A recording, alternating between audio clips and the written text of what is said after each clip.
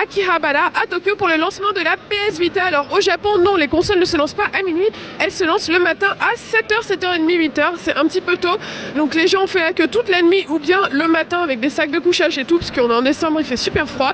Et donc derrière moi, vous pouvez voir, il y a Softmap qui est un des plus grands magasins, mais c'est pas là qu'il y avait le plus de queue, c'était à Yodobashi. Donc on va aller voir les images tout de suite.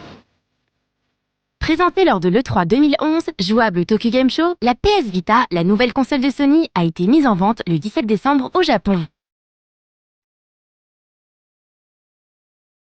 Contrairement à la 3DS, peu de personnes avaient fait la queue la veille au soir et la grande majorité des gens étaient arrivés tôt le matin. On notera surtout qu'à part Yodobashi Camera, le plus gros magasin d'électronique d'Akihabara, les autres magasins étaient plutôt déserts.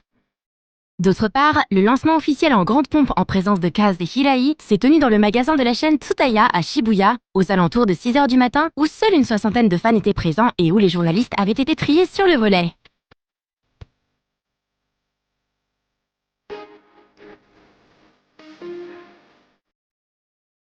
L'autre chose qu'on remarque, c'est que le modèle qui parle le plus, c'est le modèle Wi-Fi plus 3G. C'est celui qui a été le plus pris pendant les réservations et c'est celui que les gens cherchent le plus.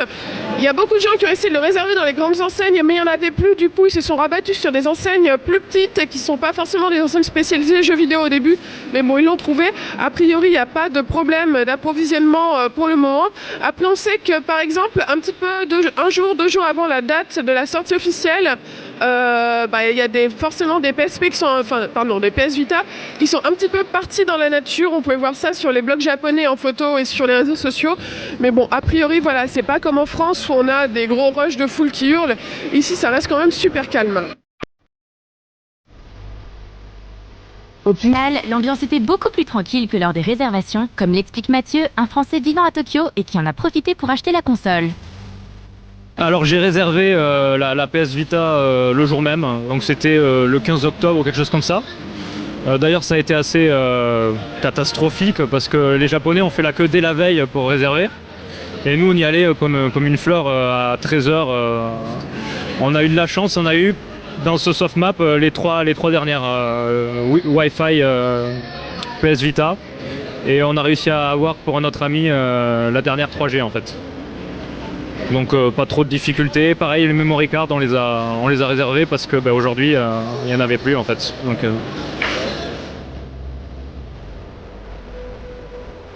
Assez peu de jeux étaient disponibles à la sortie. Parmi les titres principaux, des grosses licences comme Uncharted Golden Abyss, Everybody's Golf World Invitational, Katamari Damacy ou encore Ridge Racer, pas vraiment des titres qui font vendre au Japon. oui, là, ça s'est ouvert, on a fait la queue tranquillement et chacun a eu sa console, il n'y a pas eu de problème. Alors j'ai acheté Uncharted, qui est un incontournable, Katamari, parce que je suis assez fan de Katamari, donc le jeu où on roule la boule, et un jeu de combat, BlazBlue, pour faire du coop avec les amis, etc. Donc, du coop, des combats. Donc ouais, 3 jeux, je vais peut-être revenir plus tard pour m'acheter Disgaea 3 parce que je l'ai bien aimé sur PlayStation 3. Donc ouais, me le refaire ce serait bien. Ouais. Donc maintenant qu'on a les PS Vita entre les mains, on va suivre des Français justement qui l'ont acheté. On va aller voir à quoi ressemble la console.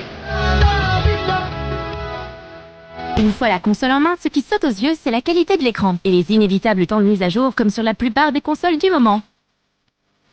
Pour ce qui est des chiffres de vente, environ 320 000 consoles se sont vendues au lancement, alors que Sony en avait préparé 700 000 pour faire face à la demande. En deuxième semaine, il s'en est écoulé autour de 72 000, le chiffre tombe à 42 600 en troisième semaine, ce qui est très bas.